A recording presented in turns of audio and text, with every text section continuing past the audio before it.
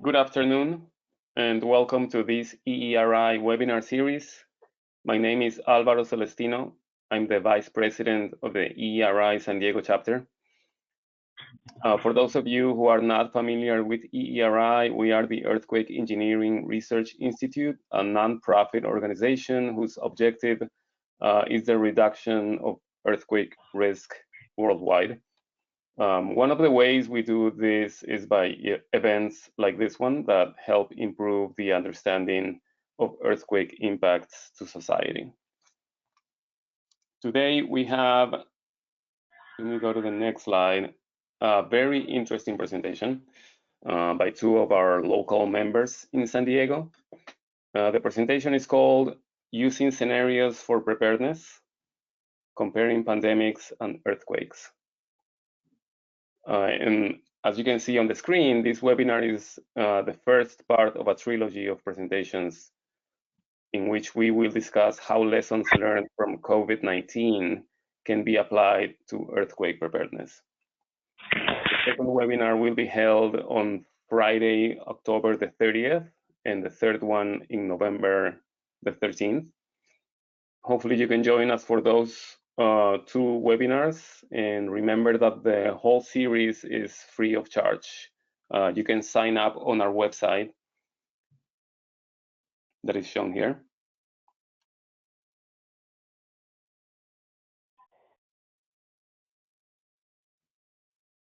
Let me present the speakers.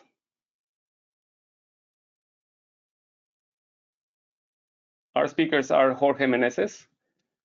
He's a principal geotechnical engineer with RMA in San Diego, and he's also the president of the EERI San Diego chapter. We also have Kristen Chang. She's a senior geotechnical engineer with Group Delta in San Diego, and she's also a member of the board of the EERI San Diego chapter. With that, I'm going to explain you the next slide, which is the window for the questions. You can write questions at any time you like, and we're going to review the questions and go through all the questions at the end of the presentation. The presentation will last approximately 45 minutes, and please write your questions in this window, and then we can, and we'll have at the end about 15 to 20 minutes of questions. And with that, I'll pass it to Jorge and Kristen. Okay, thank you very much, Alvaro, for this introduction. My name is Jorge Meneses. I'm going to give the first segment of the presentation, using scenarios for preparedness, comparing pandemics and earthquakes. Why we are comparing pandemics and earthquakes? How different are they? What are the similarities between these events or hazards? When I started doing a kind of literature review to understand what's going on with the world, is that I reviewed literature in which, the experts in public health, epidemiology, pandemics, etc., they were referring to these events like it's not a matter of if, but a matter of when. And I told myself, oh, this is the same thing that we say about earthquakes. It's not a matter of if, it's a matter of when. We know that these events will happen in the future, but we don't know exactly when. And this is because the frequency of occurrence of these events are not that frequent. There is a low frequency of occurrence. Maybe these events may occur every 100 years, 500 years, 2,500 years, etc. And even though these events have a low frequency of occurrence, there is a high risk associated with them. There is a high risk for loss of life and economic losses, interruption of the society, etc., etc. And in both cases, we see human suffering. There are effects that show the social and economic inequities. What's going on here with the pandemic also is something that we have seen in past earthquakes, that probably the geographic distribution is associated with social and economic aspects that unfortunately are beyond the understanding of engineers. So that's why that we need to work on a multidisciplinary approach to understand better all the aspects or the effects that may happen in a society, in a community, in a region. And of course, both events are challenge for the societal resilience. We should be prepared for this event. We should be able to overcome this event, and we have to be able to recover quickly or relatively quickly from these events. This is something that we are witnessing around. There are countries that are already doing good, others are doing not that good. And with these events also happens that technology and science, we believe that are better now than ever. However, these events always show us, that there is not something new to learn. In the case of pandemics, when they were in the last 20, 25 years thinking that there could be a new pandemic, always the concern is that the pandemic could be caused by a novel, a different virus for which there will not be a vaccine, treatment, etc., etc. And they will be maybe highly contagious, and that could be very lethal. The same happened with earthquakes. We sometimes, for example, the Northridge earthquake was caused by a fault that was unknown before that earthquake. In the case of the Kern County earthquake, it was a much larger event that seismologists thought that was possible. The Landers earthquakes also gave us new lessons. So each event brings something new to learn. So this will be the outline of this presentation. First, we are going to see what is a scenario, why we use scenarios for this type of events. Then Kristen is going to give us an overview about pandemic scenarios. Then I'm going to come back with describing an overview of earthquake scenarios, and then finally how we can use scenarios for future preparedness. A big disclaimer here, neither Kristen nor I are experts on pandemics, of course. We are earthquake engineers. So what we have done is, just we went to the sources, okay? Scientific, medicine journals, publications from the National Academies of Science, Engineering, and Medicine. And based on that review is that we prepared specifically this section on pandemic scenarios, and also we got some tools, to make this comparison, to understand better the comparison with earthquakes. Okay, what is scenario? We are always concerned about the future because we don't know the future. Somehow we know the present. To some extent, we know the past, but we don't know about the future. And we are always thinking what may happen tomorrow, the next year, the next decade, etc. And we are always thinking and trying to make plans about the future. So scenarios is basically a tool to plan for that future that is unknown, that is uncertain. It is attributed to Herman Chang to be the father, or one of the fathers of scenario planning. He developed several strategies during the Cold War to contemplate the unthinkable, namely nuclear warfare, by using application of game theory. We're talking about here mathematics, right? Game theory. During the 70s, he developed a technique of describing the future in stories as if written by people in the future. He adopted the term scenarios to describe these stories. And later, during this presentation, and maybe more in the next webinar, we are going to see the importance of developing these scenarios following this advice. Like we are developing a scenario describing the future, like if we were writing stories. And specifically, if we incorporate in those stories familiar aspects of the community, so the community members can easily identify the familiar aspects, recognize them, and then take ownership of the scenario, the planning, preparedness that we are developing with the scenario. So it's very important, this communication. It's very important how we communicate with decision makers and the people. Again, this will be discussed in more detail next webinar. What is scenario? Simulation, used as a planning tool to model an event that could be a natural hazard, in this case earthquakes, or could be also hurricanes, floods, etc., public health crises like pandemics, and assess the effects, the impacts. Should be evaluated by multiple stakeholders.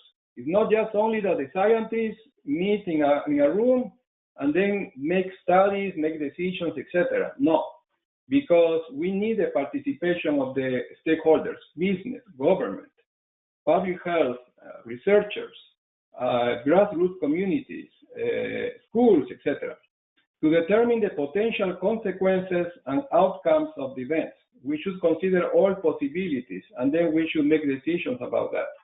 They are performed to help us prepare for future similar events that may be lower in frequency, but have a high risk associated with them. The fact that the probability of occurrence is low for these events does not make impossible these events. Okay, so we have to be prepared for that. We have to be prepared for what is the unthinkable, as phrased by Chang, the creator or one of the father of scenario planning. Some applications in the past, the Manhattan Project, for example, the military planning and war game analysis during the World War II.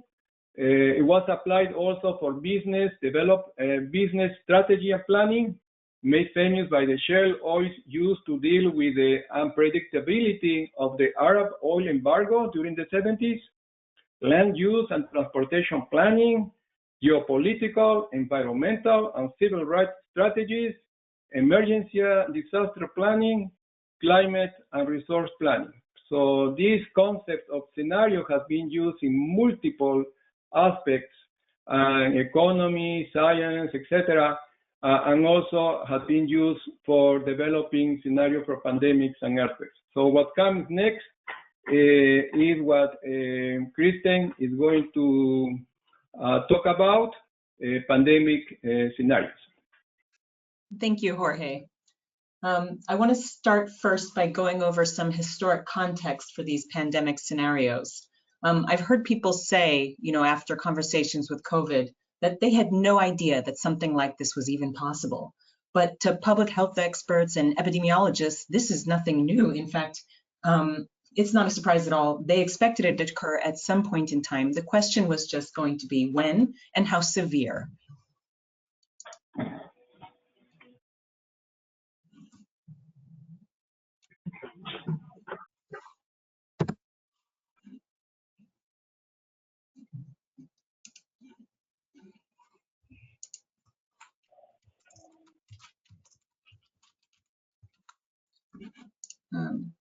Hold on a moment. We need to get the...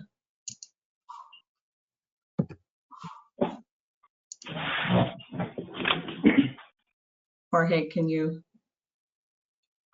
Yeah, I already give you control. Okay.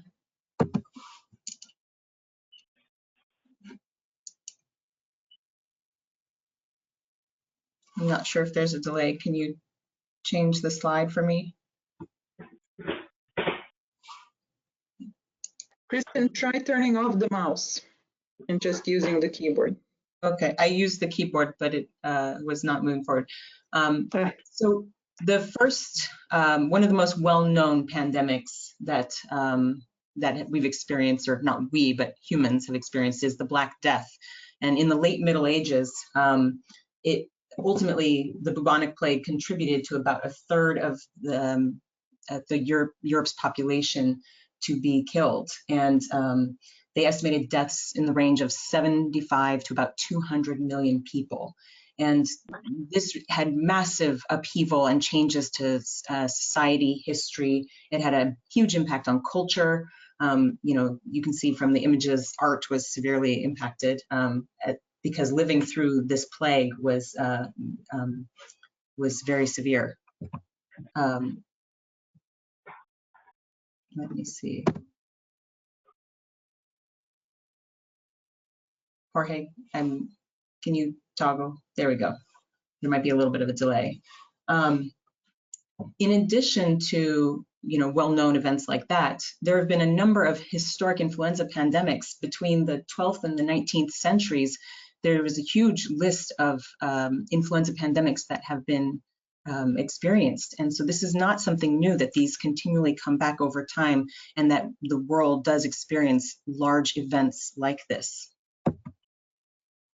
Now, within the past century, there have been a number of events that we've experienced as well. The most well-known is the 1918 influenza pandemic, which was also referred to as the Spanish flu. There have been other influenza pandemics as well since then, 3 in fact, since the 1918 pandemic. There's also been other outbreaks. Some are epidemics, which is a little bit different. It's the difference between an epidemic and a pandemic is that an epidemic is the increase in number of cases of a disease from its baseline, and it often happens suddenly, but it's more limited in its regional impact, whereas a pandemic becomes a global event that usually impacts multiple countries and continents, and often with much larger numbers. So there have been both epidemics and pandemics within this past century. We've had several Ebola epidemics and 2 other coronavirus epidemics, with the SARS epidemic in 2003, which was the severe acute respiratory syndrome, and in 2012, the MERS epidemic, which is the Middle East respiratory syndrome. So these are events that we have had experience with in recent years to try to understand what to look for next. Now, in terms of fatalities, there are differences in looking at these. When we look at pandemics, the death rate can be very, very high, but this usually occurs over a long period of time, anywhere from 12 to 24 months. It can occur for years. So when we talk about earthquakes, often these occur almost within seconds or days following, if people are succumbing to injuries or were trapped under debris, for example. But both of these events can have a huge impact to human life and have severe fatalities. When we compare these numbers, though, to our experiences with COVID, as of yesterday, we've had over 217,000 deaths in the United States and over 1 million globally. So when looking at these numbers and how they relate to our previous experiences, this is more severe than a number of the other influenza pandemics that we have experienced. And so this is not, it's a severe event. When we look at the timeline of influenza within the past century, what we can see is that they've observed an increase in the rate of these events. Now, they may not have all been as virulent of a strain as the 1918 influenza, but these occurrences of novel influenzas are becoming more frequent. And that led to some concern, and that was suggesting that the next influenza pandemic was imminent. And a lot of the scenarios that have been developed in looking at pandemics really were focused on influenza as one of the big concerns. So there have been several early warnings. In 1997, they noted that influenza pandemics have occurred for centuries, 3 times in the 20th century alone, and another pandemic is highly likely, if not inevitable. And then, when looking at the concern for the next pandemic influenza, the Institute of Medicine observed that, will the next pandemic be 1918-like or 1957 and 68-like? That is really the question. How severe will it be? We know it's going to occur, just how severe is it going to be and when will it hit? So I wanted to go through some of these experiences. We're going to have a little bit of a guessing game. Guess the pandemic that this is from. So the first observation is that many governments required masks to be worn. There was confusion and misinformation about the disease that led to disorganized and inconsistent responses by state and local governments. As the virus progressed, quarantines were imposed and some activities were restricted. And instances of undue optimism about the pandemic's end were deflated by subsequent resurgences. So, a quick hint, this is not COVID, although these experiences sound awfully familiar, as we've been living through basically very similar experiences. This was actually all from the 1918 influenza pandemic. This is a description based on studies that have been done looking at what occurred during the 1918 influenza pandemic. So this is all information that history is repeating itself to some extent.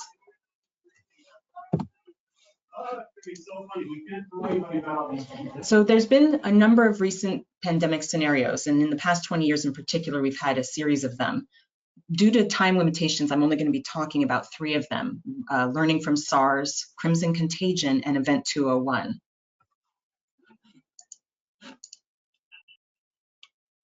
So learning from SARS, there was a workshop that was held in 2004. So this was a year after the SARS event, and it was held by the Forum on Microbial Threats. And one of the things that they did was, as part of the workshop, they were looking at what scenarios could potentially be considered for looking at the potential trajectory of SARS. And in particular, they wanted to consider what the implications would be to the United States. So to give a little bit of background about SARS, after reviewing all of the information, they were able to go back and identify the original case was observed in China in mid-November of 2002. It did begin to spread to within that region, and the health officials by January had identified an atypical pneumonia, and they recommended monitoring.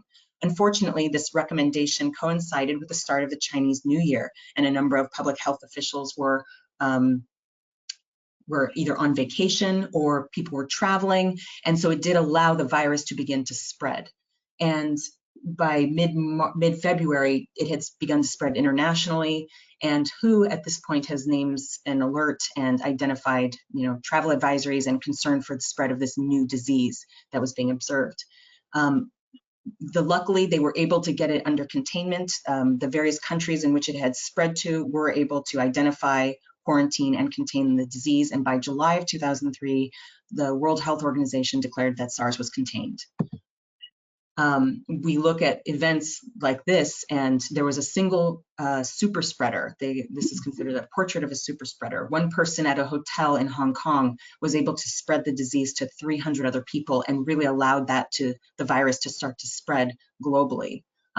So we were lucky that it was able to be contained at the time.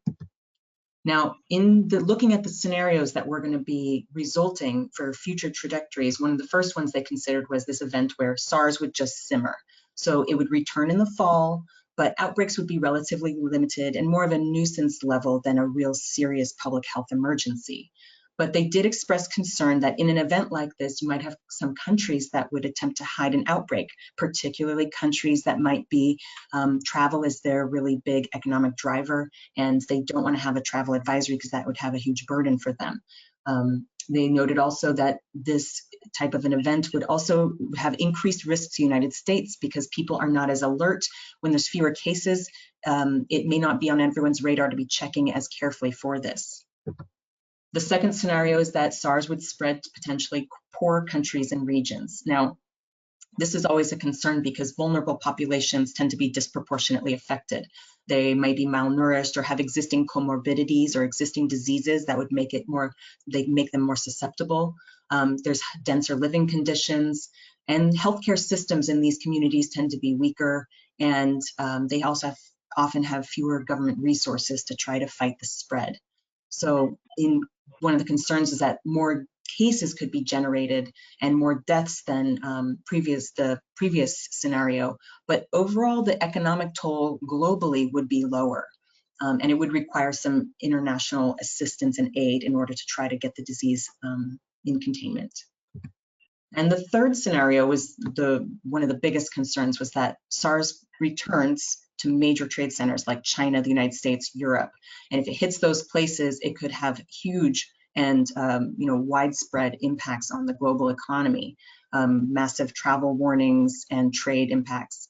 And another concern that they identified, and this is something we are seeing now here with COVID, is that there was the potential for coinciding cases of both SARS and influenza if it occurs during the fall. And I know right now there's been a lot of public health requests and advice to have people get influenza vaccines because they are concerned with the same thing happening right now. We don't want the healthcare system to be overwhelmed. And again, they noted that they had concern for countries underreporting to avoid any economic cost to their country. So one thing I found interesting is that during these workshop scenarios, they talked about methods to incentivize nations or individuals to act for the greater good. And I think there are a lot of opportunities to look at the planning sessions and outcomes from scenarios to really try to see what steps do we need to take next and what could be a useful tool in both public health or also when we're talking about earthquake preparedness. And some of these ideas we will be discussing in our next workshop or our next webinar. The next scenario I'm going to talk about is Crimson Contagion. And this was an August 2019 exercise series. It overall included a series of tabletop exercises, a seminar, and a 4-day functional exercise, which will be what I'm going to be talking about. That was the big scenario that was developed. And it was led by the Department of Health and Human Services. And they included a number of states, federal agencies, local agencies, territorial and tribal communities, and private health partners like hospital systems. And Chicago was one of the key cities that was included to look at how a global pandemic would affect a large American city. So in this scenario, what was proposed was that there's a novel influenza that starts in China. So it originates there, and tourists traveling within China that contract the illness, then they come back home to their wherever their home country is, and those become secondary points of infection. So in the United States, the city of Chicago was the point of infection for the US. And it begins to spread from there through human to human transmission. Some people develop a fever and some have more severe symptoms. And the intent of this scenario was to look at a point in time that was 47 days after the first case is identified. So the US has already declared a national public health emergency. The World Health Organization has already declared an influenza pandemic. So they are here at this point in the epidemiological curve, where the virus is really starting to grow and the number of cases is exploding. And what was included in this scenario was about a 90% chance that it would be very, very severe. They forecasted about 110 million illnesses, 7.7 million hospitalizations, and that ultimately in the United States, it would result in 587,000 deaths. And all these numbers are for the US for the projections. And some of the outcomes, there was a lot of uncertainty in who would be the lead federal agency for responding to the pandemic. There was some intent based on previous documents for preparedness planning for the pandemics that the Department of Human and Health Services should take the lead, particularly with regard to the medical countermeasures and the healthcare advice, but that the Department of Homeland Security and FEMA would be there to provide support as needed. But they found that there were several presidential directives and other acts, and depending on how you read them, they might conflict a little bit with each other. And so it led to some uncertainty. How do you access funding? Who has access to the funding and who can distribute? And so this was a big hurdle. I mean, this becomes just more of a policy challenge. They also identified that there was insufficient funding, that it would be very expensive for vaccine development. There would be about $10 billion that would be necessary just in terms of measures alone, vaccine development, antivirals, non-pharmaceutical interventions or personal protective equipment, things like masks that would be used to help mitigate the spread of the disease.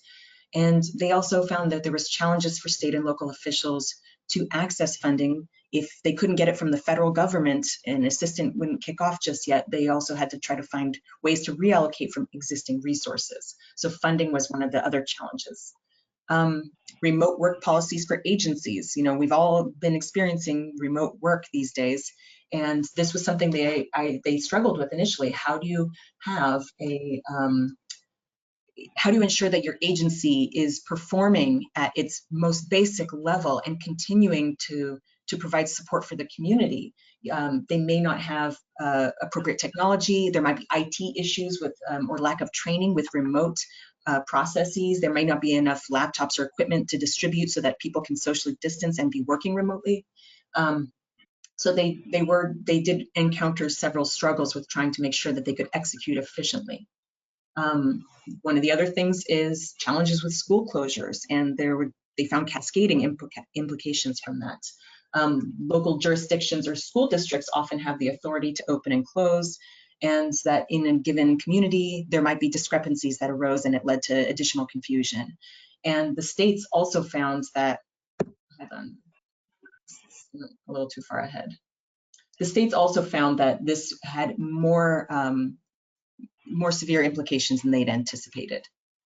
Event 201 is the last scenario that I'll talk about, and this was an October 2019 exercise, and it was really, the intent was to develop public-private cooperation to try to better prepare for a pandemic that they felt this is something is going to happen at some point, and we want to start planning for it. So let's look at what the effect of a huge global pandemic would be and talk about, you know, let's get the different stakeholders involved and discuss this. It was led by the Johns Hopkins Center for Health Security, the World Economic Forum, and the Bill and Melinda Gates Foundation. And there were 4 key points that they wanted to talk about: medical countermeasures, trade and travel, finance, and communications.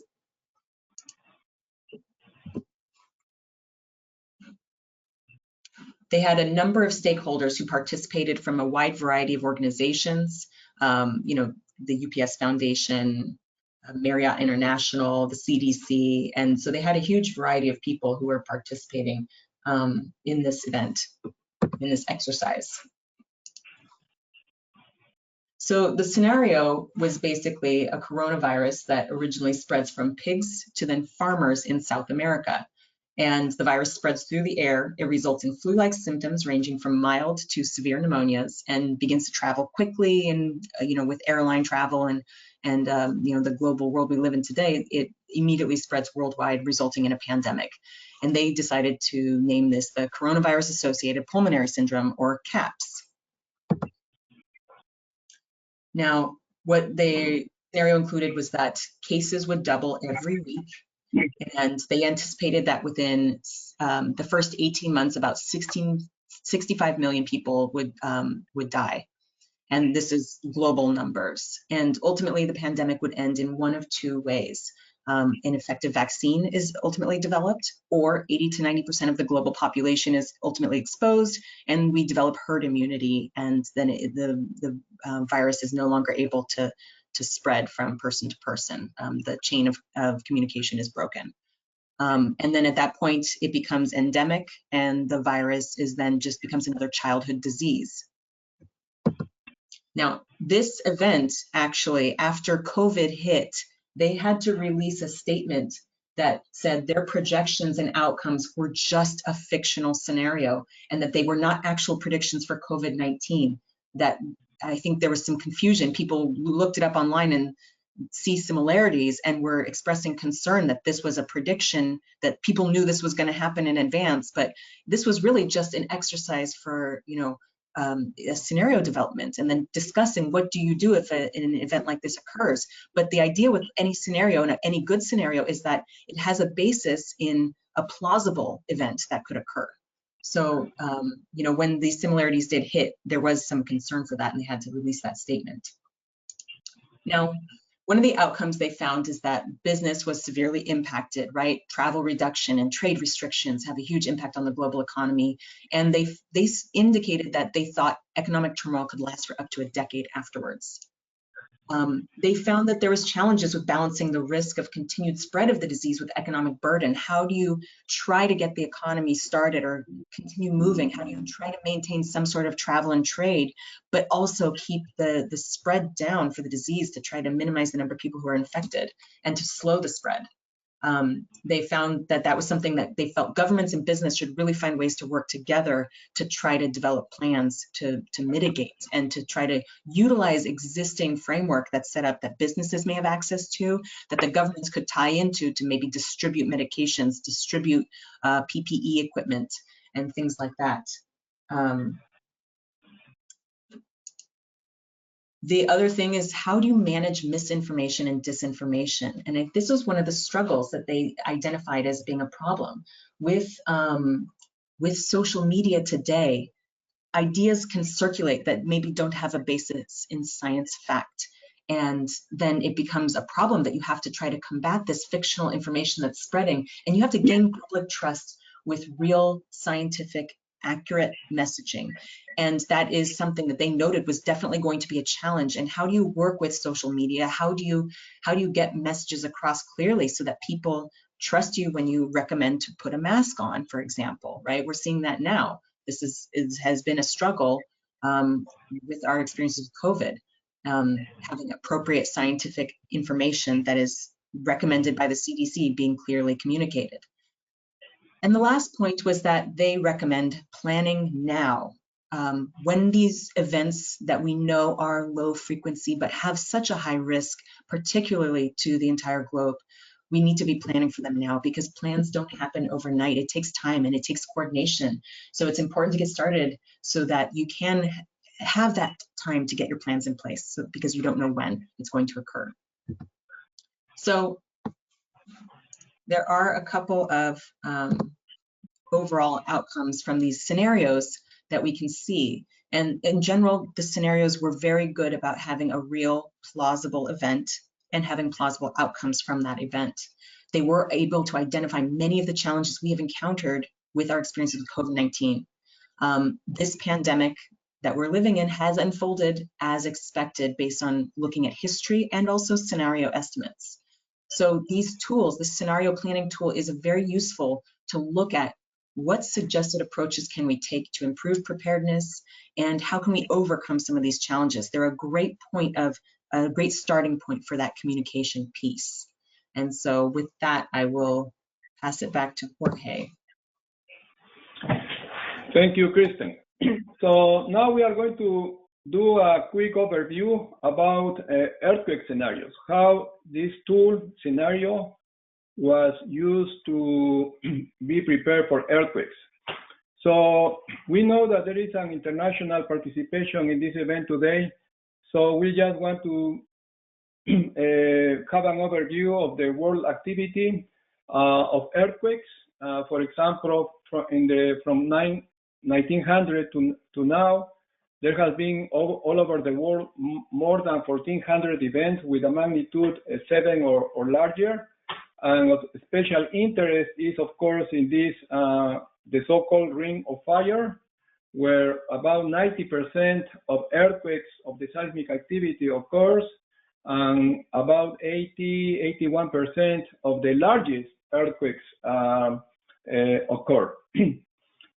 Here, the Western United States, of course, is very active seismically.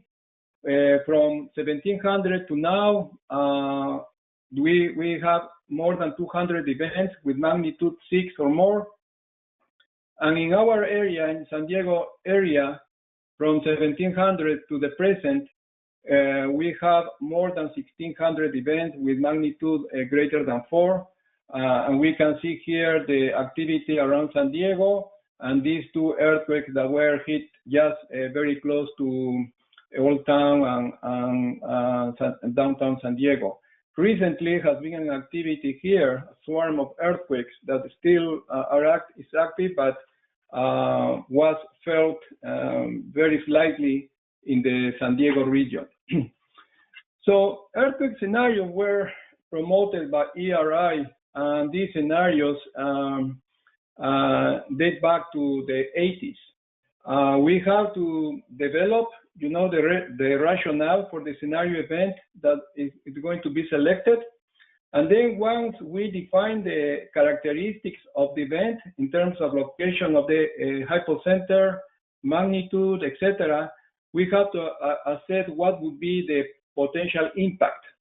So in terms, for example, of potential geologic effects, such as ground shaking or ground motion, surface fault rupture, liquefaction, landsliding, etc., and also the exposure analysis of potential damage description, population, lifeline utilities, transportation, power, water, wastewater, communications, critical structure, hospitals, schools, government facilities. Even though there was awareness already about earthquakes and the potential effects to the natural built environment and also to people, we already started doing these scenarios as tools for preparedness and raising awareness about the hazard. This is a list of some examples of earthquake scenarios that were developed in the 2000s. We are not going to provide a detail of all of these because I think that somehow we are aware of this. We are going to just highlight some of the results of the studies, of the scenarios in this particular location, okay? So, unlike the other scenarios before the 2000s, in this case, we have a more detailed hazard modeling. These scenarios were performed using HAZUS, which is a FEMA GIS-based loss estimation methodology, computer program, or other software to model building damage, casualties, sheltering needs, and utility impacts, supplemental engineering analysis, fire following after the earthquake, impact in the lifeline utilities, analysis of the social and economic aspects, near and long term. These aspects are very, very important when we are developing earthquake scenarios. So when we develop an earthquake scenario, it's very important not only to involve the technical, engineering, scientific people in the areas of earthquakes, but also we need to involve professionals working in the social aspects, in the economy, because they will provide a better picture and better understanding of the consequences and impact of earthquakes. And of course, something very, very important, at least our experience here in San Diego, is that this policy and planning consideration. So when we develop a scenario, we don't want just to have a very nice report and then just keep it shelved somewhere. We would like to have this implemented. We would like this to see translated into policy. And that this is really implemented in planning, in laws, regulations, etc. So this is just, for example, one of the scenarios in 2018, the Hayward scenario, in which they identify the Hayward fault, a particular event, magnitude 7, and then based on some considerations, seismological, etc., they developed what could be the distribution of the ground motion intensity over the region, and also what could be the level of damage. So there is an understanding then of the zone, the area with that are more vulnerable. The study, the result of this scenario is that there will be around 800 deaths and 18,000 people injured. They describe also what could be the damage, the impact to buildings identified in the region, how many people will be displaced by the earthquake, and also how many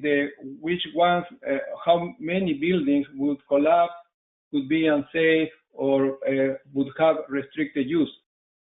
It's very important to see that there was now an integration of several disciplines, right? Social sciences, engineering, earth sciences, and all collaborating, working together, because if we do in this way, is that we are going to have a better understanding, a better picture of an earthquake and the effects, and also to be prepared. There is another one, the checkout scenario.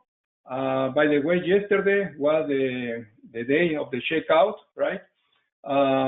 In this case, as you may know, we are expecting that the southern portion of the San Andreas Fault may be overdue for a big one, right?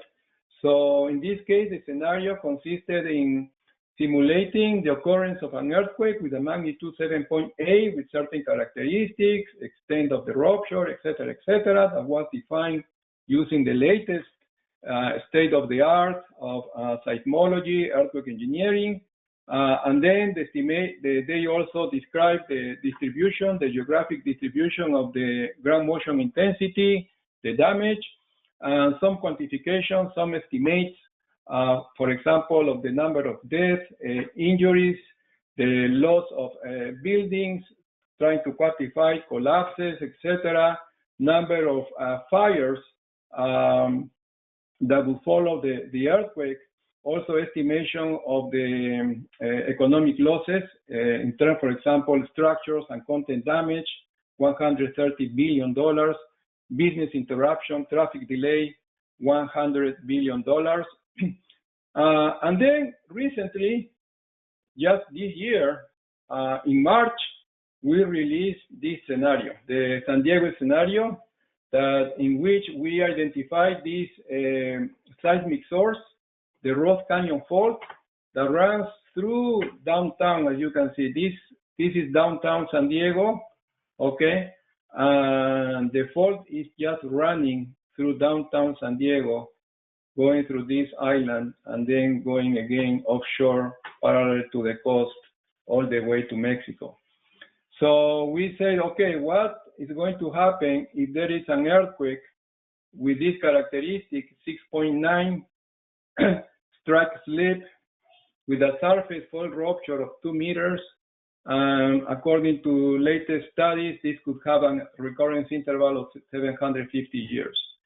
So based on these estimations, we, with the help of USGS, we evaluated again what could be the distribution of the ground motions over the region of San Diego, and also what could be the distribution of intensities, that potential damage to the existing built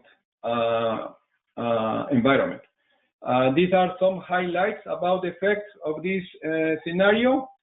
$38 billion only in building and infrastructure damage. This is not evaluating the impact in the economy.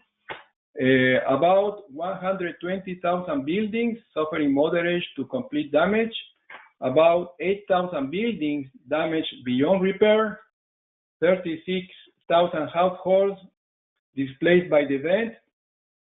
And we were estimating that if this happened during daytime, we are going to have more than 13,000 people injured and about 800 deaths. Just for information, as of yesterday, the number of people of deaths because of the COVID-19 in San Diego County is 847. So what are the lessons from these earthquake scenarios? The event must be reasonable and plausible, yet surprising. Goals should be both contribute to scientific understanding and community resilience.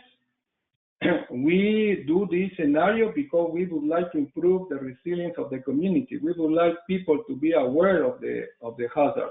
If people is aware, people will be prepared. And if people is prepared, they will not be afraid. They will not be scared. This is the goal, and this is very important when we develop this type of scenarios. Equal considerations, again, to earth science, engineering, and social science economics. Involved users in the scenario development. All the stakeholders, etc., should participate in order to incite capacity building and decisions on complex topics, and especially take ownership of the planning that this will be the result of the scenario. Plan for more than the scenario development, have a policy advocacy and application strategy too. This is something very important. Again, it's not just only to have the scenario ready, it's also to do what comes later. The implementation, to have it translated into policy. and applied. So in general, if we combine these two scenarios for pandemics and earthquakes, what could be the lesson that we are learning? So Kristen said very clear at the beginning of her presentation. When we started doing this literature review, we said, okay, so this COVID-19 is nothing new. There is nothing new with this COVID-19. All this stuff that we are facing now, all the issues, etc., were already discussed, were already observed in past pandemics.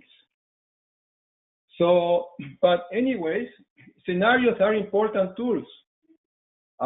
Raising awareness and educating decision makers, stakeholders, and the general population for preparedness and being able to respond to reduce the impact, and planning for the unthinkable and resilience.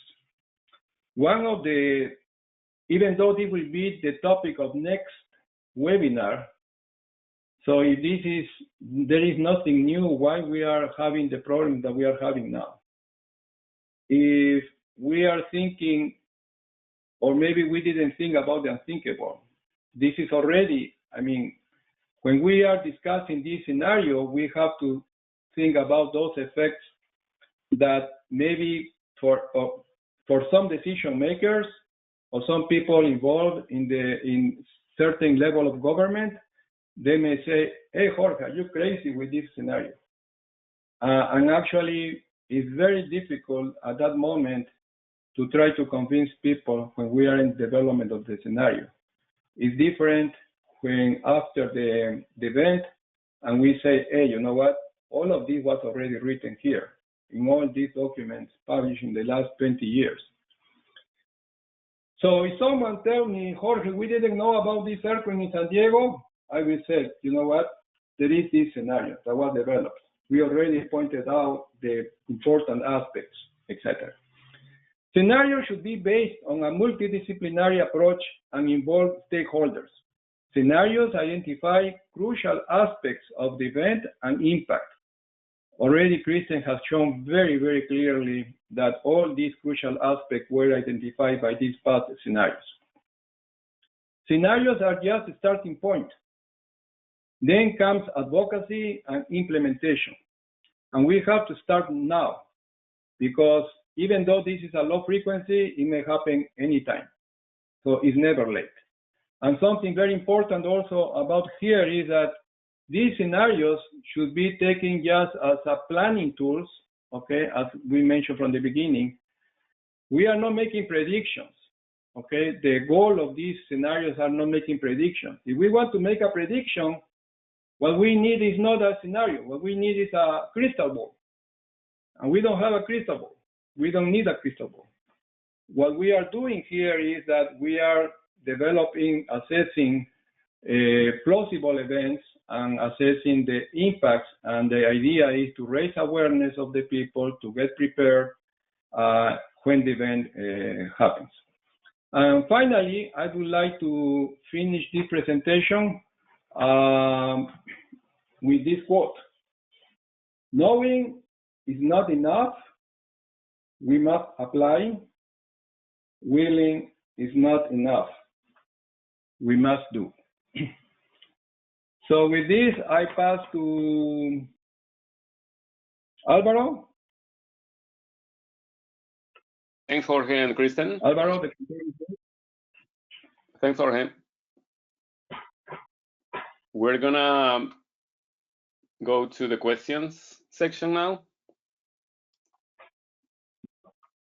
We have Joseph's question.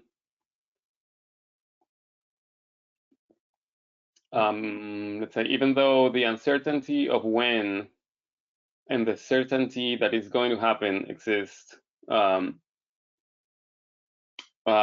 pandemic attacks the body basically, and the health system. Whereas the earthquake is a sudden item and then concludes suddenly. The pandemic becomes an internal body threat, whereas the earthquakes are external. Recovery would be different. Can you address this comment? It seems to be comparing recovery from the pandemic with recovery from an earthquake. Any similarities or differences between the two?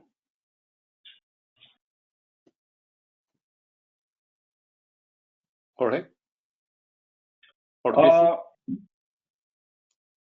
Okay, so let me take here. There are similarities, as we said from the beginning, and there are differences, of course. We are trying to point out here the goal of the presentation is to point out that what they have in common is the use of scenarios and how we can use these scenarios as tools for preparedness.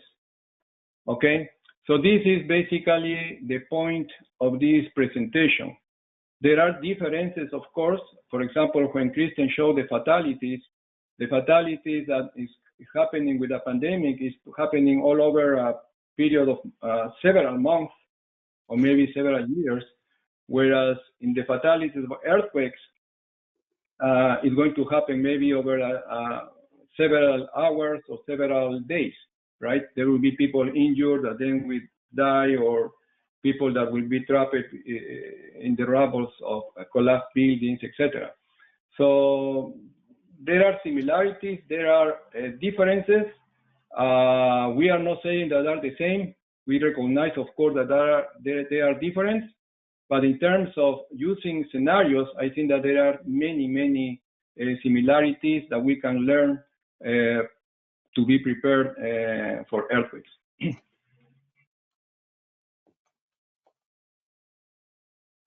Kristen, you want to add something? Yeah, my only comment would be that we do recognize that there are some big differences between public health and, a natural disaster. But, one of them would be that earthquakes tend to be like a regional focus, right? It's not going to necessarily impact the entire United States or the entire world, but there are ways to look at some of the different pieces of these type of events and the events that are low frequency but high risk. And so in that given community, after an earthquake hits, there will need to be rebuilding, and there will need to be recovery time, and it will be locally very devastating. So we do want to focus on, when we know that these types of events are possible, we want to try to do the best we can to find ways to plan effectively. And a lot of the planning is going to require a variety of different stakeholders. So in that manner, there are similarities between, looking at public health planning when you do have multiple stakeholders involved, and with, earthquake preparedness, when you do have to get, the whole of community together to discuss it. It's not just, engineers can talk about the, what might happen, but then it needs a team of people to try to say, how do we become better prepared? Okay, next question. Can I get a copy of the presentation? Yes, we'll send the recorded webinar. Jessica sent a link about the Crimson Contagion. Thank you. Another question from Joseph. It would seem that with Crimson Contagion scenario last year, we would have implemented necessary measures to fortify ourselves against the threat. But this did not happen. Why this did not happen? And also the scenario that is well based on actual facts and observation, can it get closer to a prediction? I cannot comment too much on some of these things because I'm not in public health or a government official.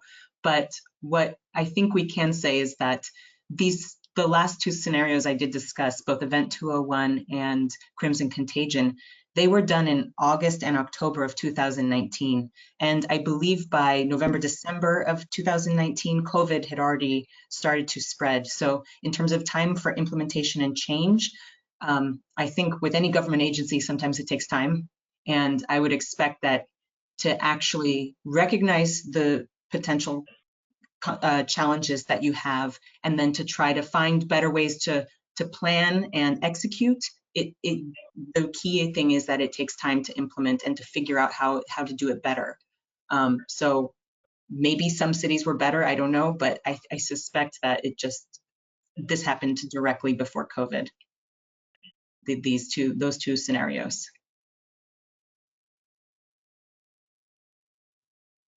Jorge? Yeah, I agree with you. I don't have anything to add. Okay, question from Heidi. Did Kristen encounter any evidence that the pandemic scenario planning, I'm thinking the Crimson Contagion scenario, I'm sorry, the scenario you described, helped when dealing with the COVID-19 actual pandemic? And I think you just answered that question too. Kristen? Oh, yeah. In terms of did it help with planning? I suspect that eventually recognizing the challenges could help. But yeah, I think my previous answer I think it still holds. Okay, another one from Heidi. I see reference to some research on scenarios by Laurie Johnson in 2019. Is that effort published or available online? Not sure, Kristen, if you know. Jorge, I believe that's I think that they are talking about the reference that we are providing. This is a presentation that Laurie gave us in San Diego.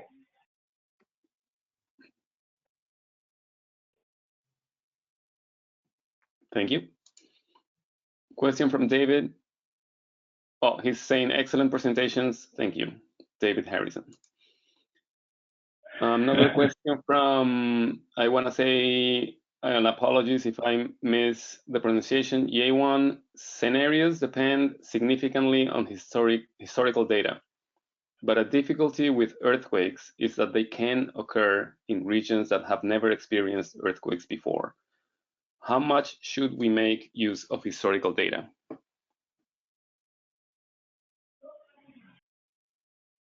For earthquake preparedness?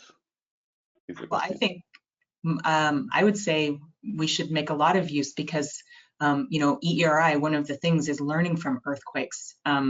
That was one of the things that drew me to becoming an EERI member and becoming so fascinated and wanting to become an earthquake engineer, was seeing what we have observed from history, and maybe not in my region, but all over the world. What have we learned every time there's been an earthquake?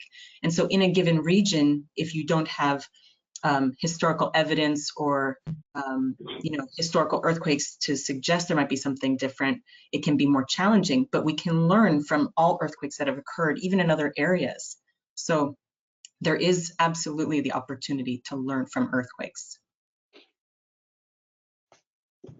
Question from Jason. Unless, Jorge, you have anything else for J1? No, that's okay. Okay, so question from Jason. Scenario development, advocacy, and implementation for these earthquakes are extremely important for preparation and recovery. What types of conversations are had with policymakers to make sure the appropriate funding is available for implementation and recovery from earthquakes? Yeah, this is a very, very important question. And as I mentioned in the presentation, it's not only about preparing a scenario, but it's also the follow-up, the advocacy, what comes later, that we need to see this scenario implemented in policy, regulations, etc. The initial step that we are doing, at least in San Diego, as I said, we released the scenario back in March, just before the official, between quotation marks, the pandemic here in San Diego, is that we started contacting legislators that are here in San Diego, coming to them, showing the scenario, and trying to discuss, engage them in this initiative. Unfortunately, the occurrence of the pandemic, you know, is now somehow delaying this conversation and this progress, but it's already in our plans to try to bring this to legislation policies and continue, of course, this work. As we mentioned in our team, when we were developing the scenario, the release of the scenario actually will not be the end of the work. Actually, will be the beginning of the work. And we are aware of this, and we will continue working on this area. Do you all have any comments on the experience in LA County after the shakeout scenario and how that developed?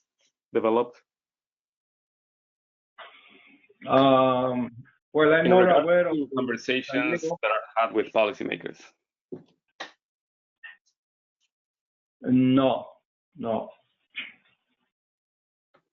We know that EERI has a committee, and they are working on these issues, of course, okay, national level and also state level here in California. But we recognize the importance of this, and we are working on these aspects, yes. And just to complete my comment to offer another answer to Jason, in LA, the shakeout scenario developed, I believe, in 2006 or 8, triggered several discussions in the county, and now there's and policy discussions, and now there's several cities in LA County developing retrofit strategies for buildings, at least, and the city of LA is also planning on different resiliency measures for earthquakes. So the discussions do happen. It's just one needs to follow up, like Jorge mentioned, after studies are done. Another question for J1, the Hayward scenario has been used widely throughout our field. Have you encountered particular shortcomings, limitations of applying this scenario to various projects?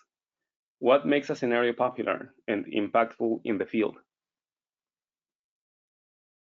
Well, I have not participated in that particular scenario, but at least our experience here in San Diego, when we were developing the scenarios and we involved, many engineering associations here, the Structural Engineers Association of San Diego, the Geo Institute, etc., is that there was a concern on this, and also, of course, there was participation, contributions, and also how this will finally be translated in design of buildings, in the design of infrastructure, etc.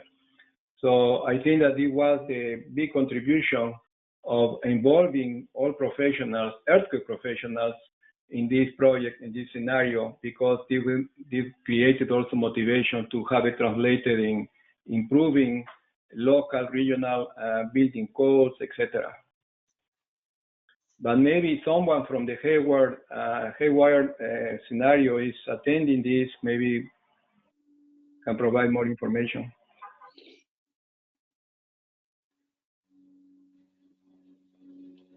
Kristen?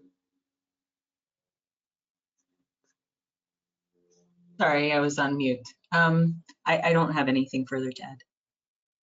Okay, so the next one is, how can earthquake planning scenarios account for seemingly erratic human behavior?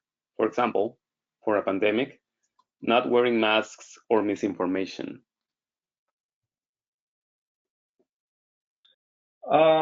Yeah, this is part of the topics that we are going to cover in the next presentation, in the next webinar, okay? There is not only human behavior of the people, the member of the community, but also the behavior of authorities, those who are supposed to lead the response. So this is something that is very important in how we develop scenarios and also how they will be implemented. It's very important communicating the truth, okay? It's very important communicating the truth to people. So these aspects of communication is going to be discussed in the next webinar, because what people will behave and will respond depending upon what kind of information they are going to get about a hazard. If they don't receive the proper information, of course, people will not behave appropriately.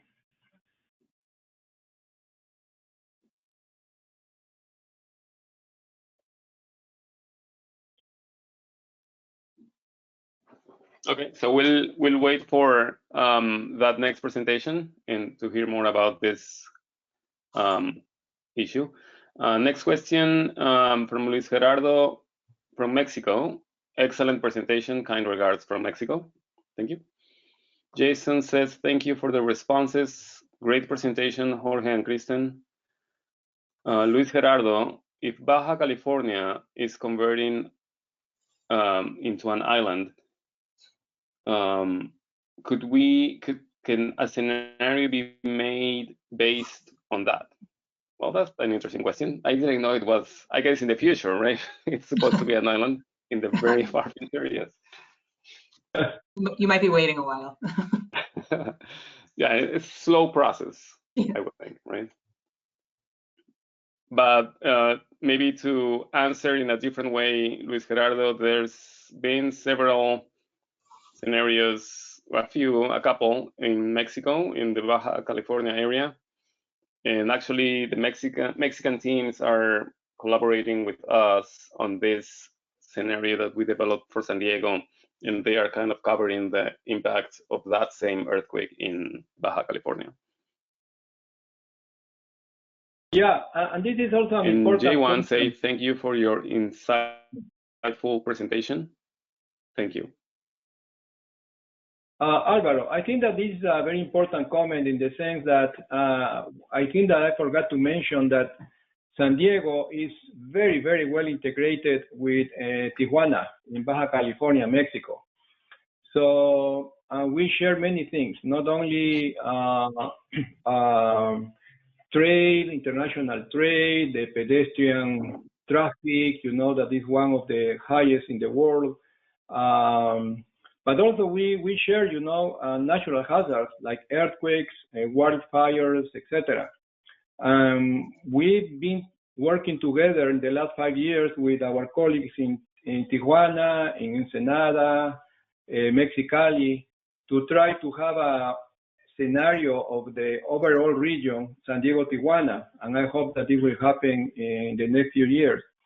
But also, it's very important to mention that, for example, during the pandemic, the public health officials from San Diego, we were coordinating closely with the public health officials of Tijuana because they have to coordinate the response. I mean, and it was obvious, right? We have to remember also that the first scenario that was developed for San Diego was developed for San Diego and Tijuana, and this happened in 1991. So in those years already, they knew of the integration that we have just only one region here, San Diego, Tijuana. And we have to respond together if we want to be effective in fighting or reducing the impact of natural hazards.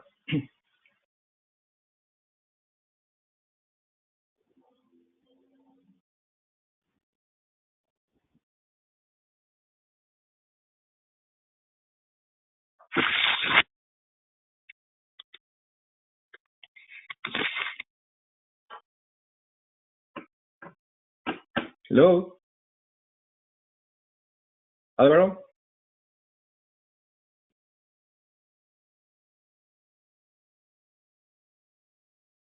Alvaro?